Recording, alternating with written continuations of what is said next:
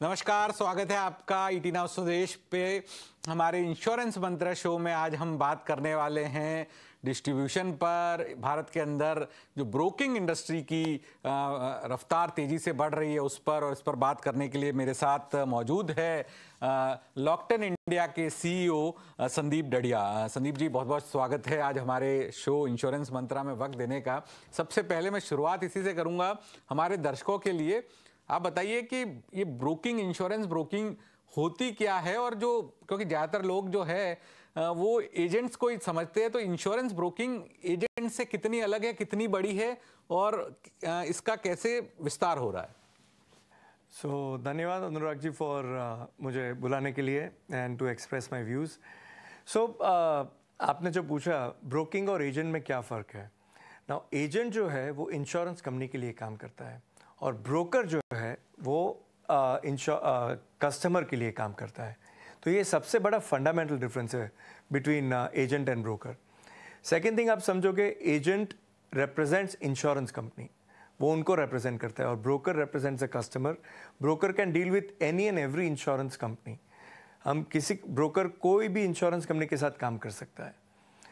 ये एक सबसे बड़ा एडवांटेज है। क्लाइंट को एक चॉइस मिल सकती है कि आपको ये इंश्योरेंस कंपनी की ये कोट है। बिल्कुल सर, आपने बहुत बड़ा फर्क बताया कि एजेंट है वो XYZ कंपनी का रिप्रेजेंटेटिव है, और ब्रोकर जो है वो बड़े कंपनी हो सकती है, कस्टमर हो सकता है, कोई औद्योगिक घराना हो सकता है, उसको है वो अलग अलग कंपनियों के प्रोडक्ट ऑफर कराएगा। ट्रू, करेक्ट, बिल्कुल। तो इसमें और भी क्या क्या डिफरेंशिएशन होते हैं? क्या एक लिमिट होती है? कौन कौन से लाइन ऑफ बिजनेस ब्रोकर कर सकता है, और ब्रोकर्स के जरिए अगर आप इंश्योरेंस लेते हैं तो क्या फ़ायदा होता है, और क्या एक आम आदमी भी है जो एजेंट से इंश्योरेंस लेता है वो भी ब्रोकर से इंश्योरेंस ले सकता है?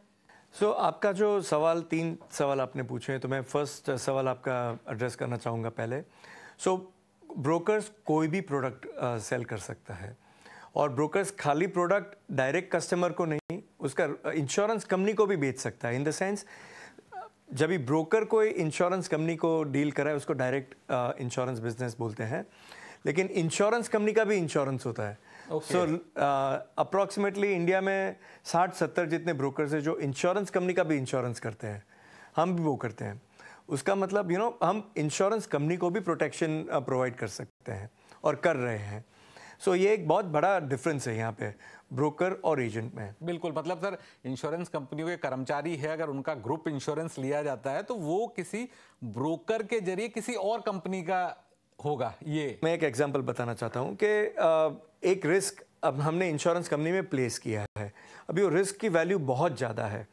इंश्योरेंस कंपनी की फाइनेंशियल कैपेसिटी हो सकती है या फिर कम हो सकती है। वो हिसाब से वो कितना अंडरराइट कर पाएगा और कितना नहीं कर पाएगा।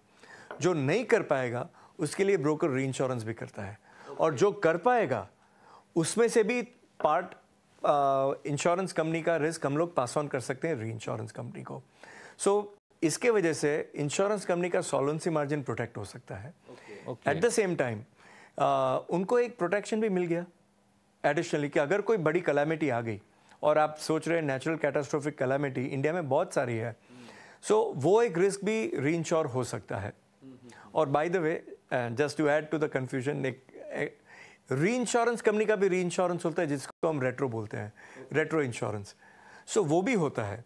ओवरऑल इंश्योरेंस में क्या होता है, मैं मेरी रिस्क कैसे प्रोटेक्ट करूँ इंश्योरेंस कंपनी से, इंश्योरेंस कंपनी कैसे रिस्क प्रोटेक्ट करे री इंश्योरेंस कंपनी से, और री इंश्योरेंस कंपनी कैसे प्रोटेक्ट करे रेट्रो इंश्योरेंस कंपनी से। बिल्कुल। तो सर ये हमारे दर्शकों के लिए काफी रोचक जानकारी आपने दी, क्योंकि ये बारीक मुद्दे होते हैं, इन पर खुलकर कोई इतनी बात नहीं करता है और लोगों को समझ में नहीं आता। हमें भी कई बार समझ में नहीं आता, लेकिन आपने जो बारीकी से चीजें समझाई है कि ब्रोकर का जो रोल माना जाता है इतना छोटा रोल नहीं है, काफी बड़ा रोल है, और जिसमें इंश्योरेंस कंपनी को भी आप इंश्योरेंस करते हो, और री इंश्योरेंस कंपनी भी जो कारोबार करती है, क्या वो कह सकती है कि री इंश्योरेंस कंपनी का भी जो कारोबार होता है वो इंश्योरेंस ब्रोकर के थ्रू होता है?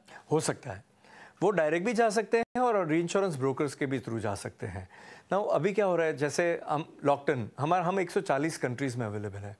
हमारे लिए कोई री इंश्योरेंस कंपनी का रिस्क प्लेस करना या इंश्योरेंस कंपनी का रिस्क प्लेस करना कोई भी जगह पे, जैसे आप लंदन पकड़ लो, जैसे आप सिंगापुर पकड़ लो, अमेरिका पकड़ लो, सब जगह पे हम रिस्क डाल रहे हैं। इंश्योरेंस कंपनी का वहाँ पे उनको प्लेस कर रहे हैं। सो इंडियन इंश्योरेंस कंपनी का रिस्क कम होते जा रहा है, इंडियन री इंश्योरेंस कंपनी का भी रिस्क कम होते जा रहा है।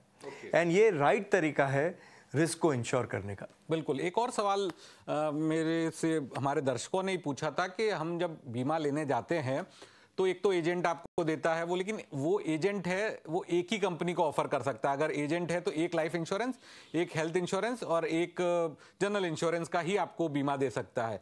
लेकिन क्या उस कस्टमर के पास ये विकल्प है कि वो ब्रोकर के पास जाए और सारी कंपनी के बारे में पहचान कर सकता है? तो अगर वो बीमा है तो वो किसके जरिए बेचा जाता है? So as you rightly said, आप जो बोल रहे हो सही बात है। ब्रोकर के थ्रू उनके पास चॉइस मिलेगी। जैसे अराउंड 35 जनरल और stand loan health insurance companies है, 2 स्पेशलाइज्ड इंश्योरेंस कंपनीज है, वो चॉइस मिलेगी। या फिर दूसरी एक चॉइस एडिशनली ब्रोकर के थ्रू क्या मिल सकती है, री इंश्योरेंस के थ्रू कोई सुपर वर्डिंग्स मिल जाए। सो करंटली क्या है इंडिया में, देर आर एक स्टैंडर्ड प्रोडक्ट है, अभी उसमें इनोवेशन हो रहा है, but there are something which are called is very innovative products जो इंडिया में उसकी कैपेसिटी नहीं है अंडरराइट करने की। तो वो हम इंटरनेशनली भी वो वर्डिंग्स यहाँ से इंडिया में ला सकते हैं और क्लाइंट को दे सकते हैं। बिल्कुल। नहीं, मैं सर जो छोटा पॉलिसी होल्डर है जिसको केवल अपनी एक गाड़ी का बीमा कराना है, वो एजेंट से उस पर्टिकुलर एजेंट है उसके इलाके में मोहल्ले में उससे नहीं कराना चाहता है, क्योंकि वो केवल जिस कंपनी का एजेंट है उसका एक्सपीरियंस नहीं रहा है। लेकिन एक पॉइंट ऑफ सेल वाला पर्सन है, वो कह रहा है मैं आपको जो कंपनी चाहिए उसकी पॉलिसी दे दूंगा। तो ये क्या मैकेनिज्म है अगर बता? सी, पॉइंट ऑफ सेल जो है इंश्योरेंस कंपनी भी अपॉइंट कर सकती है, ब्रोकर भी अपॉइंट कर सकता है। अगर ब्रोकर अपॉइंट करे पॉइंट ऑफ सेल को, पीओएस जिसको बोलते हैं, तो ब्रोकर का टाइप सब इंश्योरेंस कंपनी के साथ है, तो वो पॉइंट ऑफ सेल सब इंश्योरेंस कंपनी को बेच सकता है। लेकिन उसने कुछ मिस सेलिंग किया या कुछ भी हुआ, एक्चुअल और एलिज्ड, वो पूरी जिम्मेदारी आ जाती है ब्रोकर के ऊपर। ओके। तो सर ये फिनोमेना तेजी से बढ़ेगा आपको लगता है? बहुत तेजी से बढ़ेगा, बहुत। इनफैक्ट आप देखोगे पीओएसपी जो पॉइंट ऑफ सेल है, 4-5 साल पहले कुछ चालू हुआ था ये कंसेप्ट, और if I am not mistaken nearly 20 lakh point of sale already appoint हो चुके हैं जो काम कर रहे हैं ना। आप सोचिए ना, डायरेक्ट और इनडायरेक्ट कितने लोग को आप एम्प्लॉयमेंट दे रहे हैं। कभी सरकार बात कर रही है ओपन आर्किटेक्चर की, तो उसके बाद आपको क्या लगता है ये फर्क मिट जाएगा? नहीं, फर्क मिटना मुश्किल है, इम्पॉसिबल तो नहीं है ऑफकोर्स, बट मुश्किल तो है, बिकॉज जो नॉलेज लेवल चाहिए वो एजेंट ना। आप सोचो, एक इंश्योरेंस कंपनी की प्रोडक्ट बेचना या फिर आप 30 इंश्योरेंस कंपनी की प्रोडक्ट बेचोगे तो आपको 30 का नॉलेज चाहिए, एक नॉलेज नहीं चलेगा, और हर एक के वर्डिंग्स अलग अलग हैं। तो आपको वो एक बैंडविड्थ इन्वेस्ट करनी पड़ेगी, आपको वो एक नॉलेज इन्वेस्ट करना पड़ेगा, तो वो एक फर्क डेफिनेटली रहेगा। बिल्कुल। सर, इंश्योरेंस में हमेशा बात आती है ट्रांसपेरेंसी की, और इसी ट्रांसपेरेंसी की वजह से जो फर्स्ट टाइम इंश्योरेंस बायर हैं वो इतना इंश्योरेंस के प्रति आकर्षित नहीं हो पाते हैं। तो उसको कैसे दूर किया जा सकता है इंडस्ट्री लेवल पे, ब्रोकिंग कम्युनिटी के लेवल पे, उसे लोगों में कैसे भरोसा लाया जा सकता है? सी, मेरे ख्याल से भरोसा काफ़ी है। आप अगर सोचोगे, डेटा देखोगे आप, लास्ट ईयर का कंबाइंड रेशियो 112% था, विच मीन्स 100 रुपये का प्रीमियम है और इंश्योरेंस कंपनी 112 रुपये दे रही है। अगर क्लेम सेटल नहीं हो रहे हैं तो कहाँ जा रहे हैं 112 रुपये? मतलब क्लेम्स काफ़ी सेटल हो चुके हैं और हो रहे हैं। जो थोड़े बहुत नहीं होते हैं, because the number of policies आप देखोगे, अगर अप्रॉक्सीमेटली 35 करोड़ पॉलिसीज जो सेल हो रही है, उसमें से 0.006% ग्रीवेंस आना बहुत छोटा नंबर है, बट एब्सोल्यूट नंबर देखोगे तो फिर भी बड़ा है। तो वो जो स्प्रेड होता है कि मेरा क्लेम कम आया या सेटल नहीं हुआ या टाइम लग रहा है, तो क्लेम सेटल नहीं होने में भी काफ़ी रास्ते हैं। क्लेम ऐसा तो नहीं है कि आप बोलोगे कि मेरा 5 लाख रुपए का क्लेम है, मुझे 5 लाख दे दो। आपको डॉक्यूमेंट्स देने पड़ेंगे टू सब्सटेंशिएट 5 लाख रुपए का क्लेम, और उसमें जो टाइम जाता है, वेदर कस्टमर ने डिले किया, सर्वेयर ने डिले किया, इंश्योरेंस कंपनी ने डिले किया, और या फिर किसी का भी डिले ना हो, बट ये एक प्रोसेस है जो फॉलो करना पड़ता है। और सर, जितने सारे रिफॉर्म्स लाइंड अप है, हाल के दिनों में एक और रिफॉर्म हुआ था जिसमें 100% FDI अलाउ की गई थी ब्रोकिंग इंडस्ट्री में।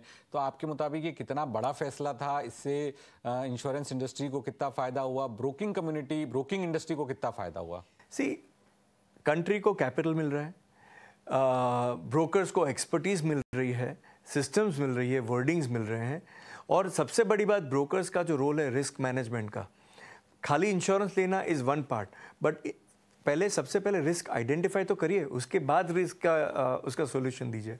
तो आइडेंटिफाई कर रहा है, ट्रांसफ़र कर रहा है, और कोई कोई रिस्क सेल्फ रिटेन भी होता है बैलेंस शीट पे, तो वो सब रोल ब्रोकर कर रहे हैं। तो ये 100% एफडीआई के बाद ये जो इंटरनेशनल मैच्योरिटी जो आ रही है इंडिया में, वो काफ़ी है। ओके और अभी सर और जो नियम चेंज होने वाले हैं इंश्योरेंस एक्ट अमेंडमेंट में, वो कितना बदल देगा भारत के इंश्योरेंस सेक्टर को? काफ़ी बदल सकता है, बिकॉज जो ग्लोबली अंडरराइटिंग प्रैक्टिसेस है वो यहाँ पे आ जाएगी। अभी अपने पास इंडिया में हमारे पास इंडिया का डेटा है, जो ग्लोबल लेवल पे बैठा है उसके पास पूरे वर्ल्ड का डेटा है। तो एक ग्लोबल प्राइसिंग जो आ जाएगी, कोई भी बहुत अच्छी रिस्क हो, बहुत सेफ रिस्क हो, उसके लिए कोई भी डिस्काउंट पॉसिबल है। लेकिन कोई जो बुरा रिस्क हो, उसके लिए काफ़ी सारा लोडिंग हो सकता है प्रीमियम में फ्यूचर में।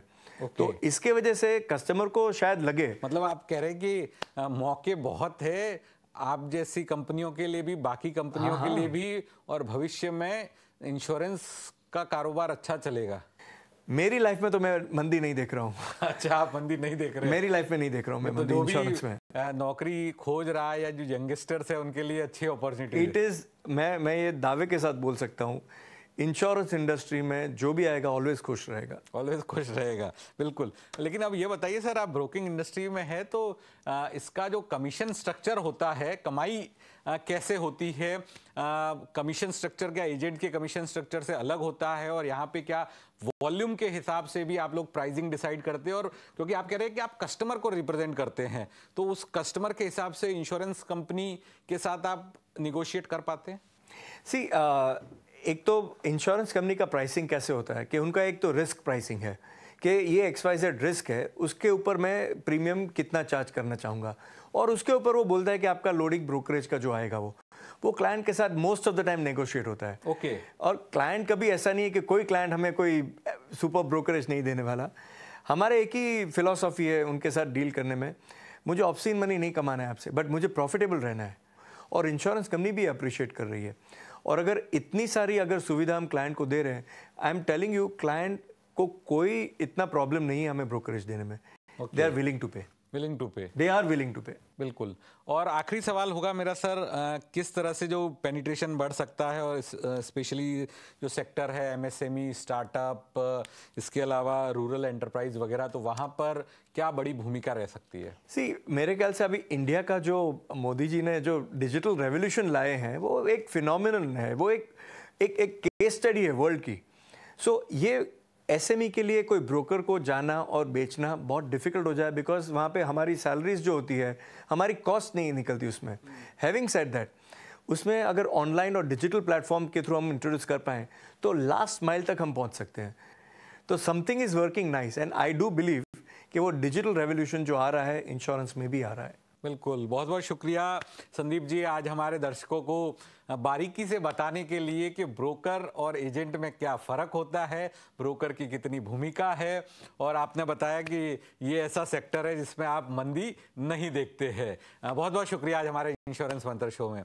तो वक्त तो चला एक ब्रेक का। ब्रेक के बाद हमारा जो सेगमेंट है एक्सपर्ट स्पीक, उसमें हमारे साथ जुड़ेंगे महावीर चोपड़ा। स्वागत है हमारे इंश्योरेंस मंत्रा शो में, और हमारे एक्सपर्ट स्पीक सेगमेंट में आज हमारे साथ जुड़े हैं खास मेहमान महावीर चोपड़ा, बेशक.org के फाउंडर। इनसे समझेंगे कि अगर आप पहली बार इंश्योरेंस लेने जा रहे हैं तो आपको किन बातों का ध्यान रखना चाहिए, इंश्योरेंस के अंदर भरोसा कुछ लोगों का कम क्यों है, उसे कैसे और बढ़ाया जा सकता है, और इसके अलावा भी हमारे जो सवाल है वो उनके जवाब लेंगे महावीर चोपड़ा जी से। बहुत बहुत स्वागत है महावीर जी हमारे शो में आने के लिए, हमारे स्टूडियोज़ में आने के लिए। शुरुआत में इससे ही करूँगा कि पहली बार अगर कोई इंश्योरेंस लेने जा रहा है, युवा है 25 साल का, और उन्हें इंश्योरेंस लेना है, हेल्थ इंश्योरेंस लेना है, तो उन्हें किन बातों पे ध्यान रखना चाहिए? क्योंकि कई सारे जो सवाल हमारे पास आते हैं उनमें लोगों का कहना होता है कि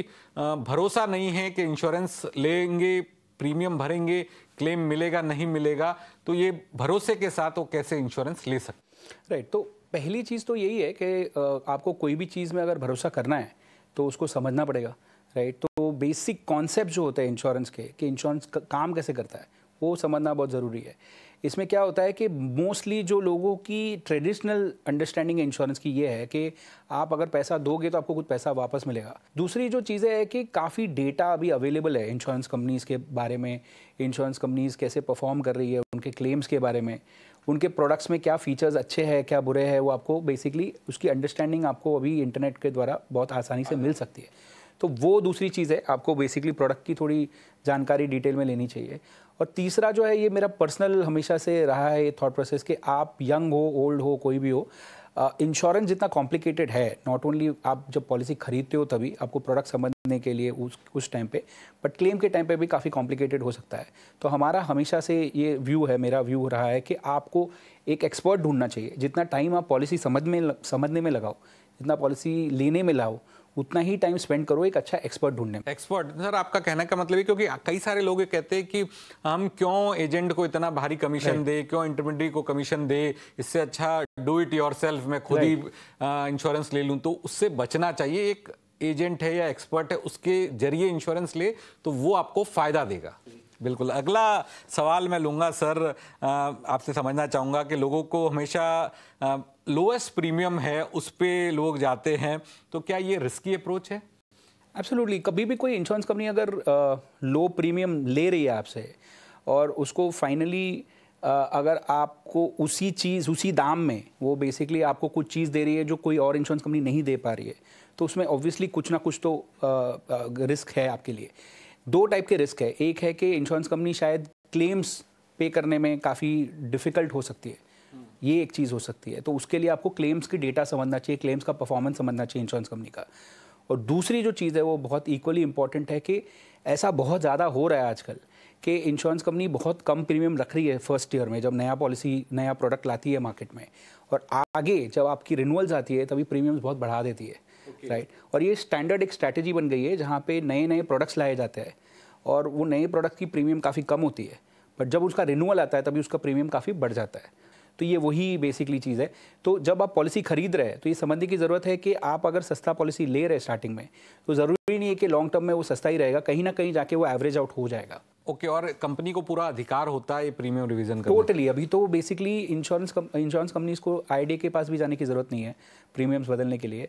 अभी जो नए रेगुलेशंस है उसके हिसाब से इंश्योरेंस कंपनी अपने खुद के प्रोडक्ट कमेटी से बात करके अप्रूवल लेके कभी भी प्रीमियम चेंज कर सकती है। ओके सर, हाल के दिनों में एक मुद्दा आपके द्वारा उठाया गया था मटेरियल क्लॉज का, तो ये क्या मुद्दा था और इसको लेकर ग्राहकों को, पॉलिसी होल्डर्स को कितना सतर्क रहने की जरूरत है? राइट। तो ये एक मटेरियल चेंज करके क्लॉज बेसिकली है जो बहुत सारी पॉलिसीज़ में हमने फाइंड किया था, ढूंढा था। तो उसमें ये पता चला था कि इंश्योरेंस कंपनीज ये बोल रही है कि अगर आपकी जो हेल्थ सिचुएशन है, आपकी जो हेल्थ कंडीशंस है, या आपकी ऑक्यूपेशन है, या आपकी प्रोफाइल में कोई भी मेजर चेंज होती है, तो एक तो आपको हमको इन्फॉर्म करना है, और दूसरा है कि आप अगर हमको इन्फॉर्म कर रहे हैं तो इंश्योरेंस कंपनी राइट रखती है कि वो बेसिकली प्रीमियम्स या टर्म्स को चेंज कर सकती है। तो ये सारी कंपनीज़ ने नहीं किया है, कुछ कंपनीज़ ने बेसिकली ये क्लॉज अपनी पॉलिसी में रखा था।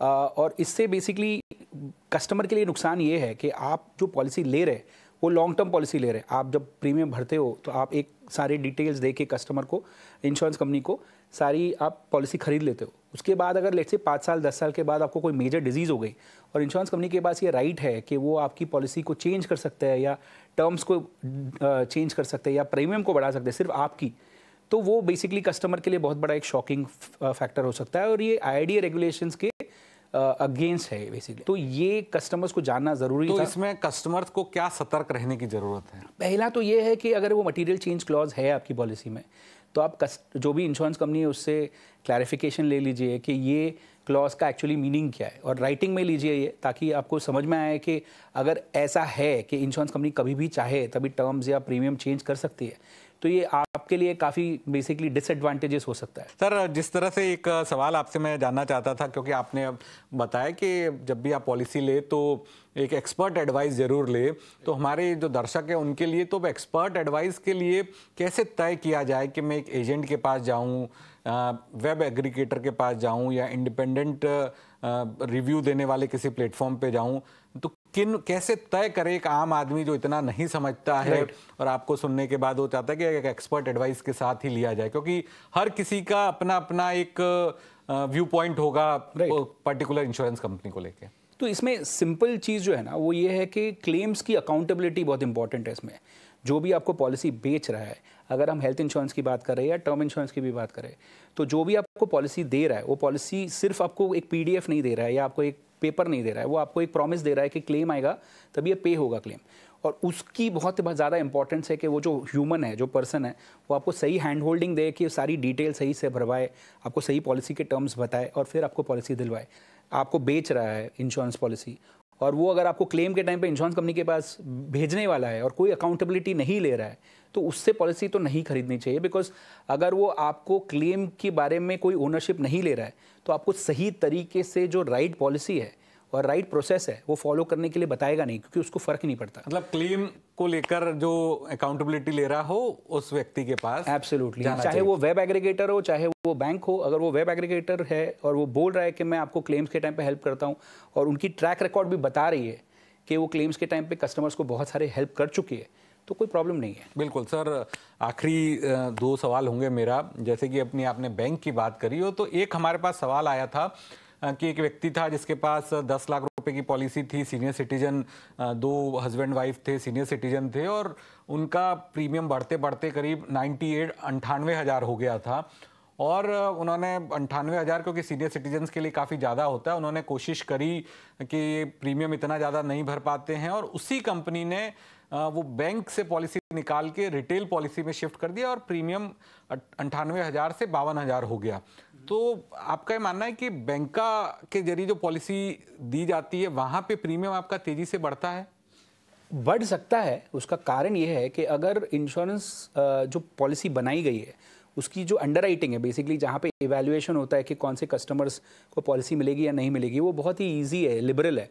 और तो आपको बहुत सारे ऐसे क्लेम्स ज़्यादा जल्दी आना शुरू हो जाएंगे वो पॉलिसी में जैसे ही। और जो ग्रुप पॉलिसीज़ होती है, ये जारी जो बैंक की पॉलिसीज़ होती है, वो रिटेल इंडिविजुअल पॉलिसीज़ नहीं होती है, ये 1 साल की ग्रुप पॉलिसी होती है। पब्लिक इतना समझती नहीं है। हाँ, बट वो 1 साल की पॉलिसी होती है और वो ये ग्रुप के लिए होती है पॉलिसी। तो ये ग्रुप में अगर क्लेम्स बहुत ज़्यादा हो गए तो जो इंश्योरेंस कंपनी है वो अगले साल ही आपका प्रीमियम बढ़ा सकती है। कि ये जो ग्रुप पॉलिसी है वो इंडिविजुअल 1 ईयर पॉलिसी है, राइट? आपकी 1 ईयर की ही पॉलिसी है ये इंश्योरेंस कंपनी जो है ये पूरी पॉलिसी को विड्रॉ कर सकती है और बेसिकली पूरा प्रोडक्ट ही विड्रॉ हो सकता है अगले साल। और ये हो चुका है पास में, जहाँ पे बेसिकली एक बैंक है जिसने एक इंश्योरेंस पॉलिसी दी हुई है एक सेट ऑफ कस्टमर्स को 1 साल में, 2 साल दी, 3 साल दिया, फिर प्रीमियम इतने बढ़ गए, क्लेम्स इतने बढ़ गए कि इंश्योरेंस कंपनी ने विड्रॉ कर दिया। तो जनरली क्या आसानी से माइग्रेशन हो सकता है बैंक पॉलिसी से रिटेल पॉलिसी में, या थोड़ा मुश्किल होता है? अब आप कोई भी पॉलिसी से कोई भी पॉलिसी माइग्रेट या पोर्ट कर रहे हैं, वो इंश्योरेंस कंपनी ऑलमोस्ट आपको ट्रीट करती है as a new customer. Okay, बिल्कुल सर। और आखिरी सवाल होगा सर, कितना जो आपके कंपनी का इंश्योरेंस होता है उस पर कितना निर्भर रहना चाहिए या नहीं रहना चाहिए? कंपनी का इंश्योरेंस एक्चुअली इंश्योरेंस ही नहीं है, मैं तो उसको हमेशा लोगों को बोलता हूँ कि एक बेनिफिट है, राइट? आप जब तक वो कंपनी में है, जैसे लेट्स से आपको कंपनी गाड़ी दे देती है, वैसे कंपनी आपको इंश्योरेंस दे रही है, वो जब आप छोड़ दोगे तो जैसे गाड़ी ले लेगी वैसे आपका बेनिफिट भी चले जाएगा। तो आप ऐसी चीज़ पे जो आपकी लाइफ और हेल्थ के ऊपर जो इंश्योरेंस है उसके लिए आप एक बेनिफिट पे डिपेंड कर रहे हो, जो एक कंपनी है जो बेसिकली अपना खुद का प्रॉफिट बनाना चाहती है, राइट? तो टेम्पररी है पहली बात तो ये बेनिफिट। दूसरा है कि वो पूरा जो बेनिफिट है वो कंपनी के कंट्रोल में है, वो कंपनी के CFO और HR हेड के कंट्रोल में है। आज आपको मिल गई पॉलिसी बहुत अच्छी, वो इंश्योरेंस कंपनी के थ्रू उन्होंने नेगोशिएट करके आपको अच्छा पॉलिसी दे दिया, बट अगर प्रीमियम बढ़ गए, राइट, और CFO के बजट्स कम है, तो अगले साल प्रीमियम के हिसाब से वो आपके टर्म्स एंड कंडीशंस को रिड्यूस कर सकता है। तो ये बहुत इंपॉर्टेंट चीज़ है समझने की। तीसरा है कि बेसिकली आप जब भी छोड़ के जाएंगे कंपनी को तो आपके पास कभी भी पॉलिसी फिर नहीं रहेगी। और ये बहुत लोगों को लगता है कि मैं मेरी कंपनी की पॉलिसी को माइग्रेट कर दूंगा, ये रिटेल पॉलिसी में माइग्रेट कर दूंगा जब भी मैं छोड़ रहा हूँ। बट यही जो हमने 2 मिनट पहले अभी बात की कि इतना आसान नहीं है। अगर आपको मेजर कोई मेजर अगर कोई इलनेस आ गई या आपका कोई भी एक क्लेम आ गया बहुत बड़ा, तो इंश्योरेंस कंपनी आपको बेसिकली रिजेक्ट कर सकती है आपके पोर्टेबिलिटी रिक्वेस्ट को। तो ये हमारे दर्शकों को ध्यान में रखने की जरूरत है कि आप अपनी कंपनी की पॉलिसी को एक बेनिफिट के तौर पे देखें, केवल सुरक्षा के तौर पे नहीं देखा जाए। तो बहुत बहुत शुक्रिया महावीर जी, आज आप हमारे स्टूडियोज़ में आए और आपने तमाम मुद्दों पर अपने व्यूज़ दिए। तो इसी के साथ इस हफ्ते का इंश्योरेंस मंत्रा यहीं ख़त्म होता है, लेकिन जाने से पहले हम आपको बताते हैं हमारा इंश्योरेंस बेसिक। क्या आप जानते हैं कि आपकी पॉलिसी में मटेरियल चेंज क्लॉज का क्या मतलब होता है? अगर आपकी सेहत या हालात में कोई बड़ा बदलाव होता है, जैसे कोई नई बीमारी या मेडिकल कंडीशन, तो आपकी इंश्योरेंस कंपनी को इसकी जानकारी देना जरूरी है। ऐसी स्थिति में कंपनी आपकी पॉलिसी रिन्यूअल पर प्रीमियम बढ़ा सकती है या कवरेज घटा सकती है या फिर कुछ नई शर्तें जोड़ सकती है। इसी तरह बिजनेस इंश्योरेंस में अगर प्रॉपर्टी या ऑपरेशन में बड़ा बदलाव हो तो उसे भी बताना जरूरी है। इसलिए हमेशा पॉलिसी की बारीक शर्तों पर ध्यान दे, शर्तों को पढ़े, क्योंकि एक ऐसा छुपा हुआ क्लॉज सब कुछ बदल सकता है। सही जानकारी रखे, सुरक्षित रहे, यही है हमारा इंश्योरेंस मंत्र।